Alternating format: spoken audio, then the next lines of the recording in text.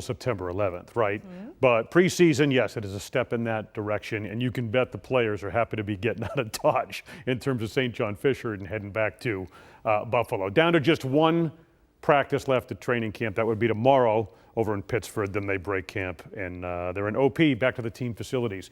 First preseason game, Colts in town on Saturday afternoon. When it comes to that game, you wouldn't expect Josh Allen to play much, if at all. He played in just the second preseason game last year, and that was very limited. They're taking a cautious approach for obvious reasons. This game is more about the lower portion of the depth chart, players trying to make the roster. Offensive coordinator Ken Dorsey says the real value of the preseason is seeing what those players can do under game conditions, and as a result, making better decisions when cutting the roster.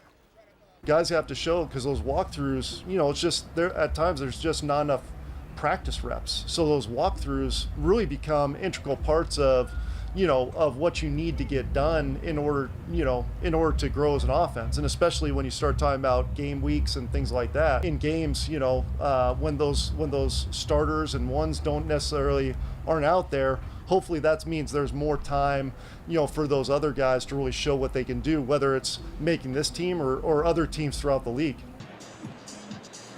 Certainly a guy to watch, receiver Trent Sherfield, who the Bills signed of the offseason.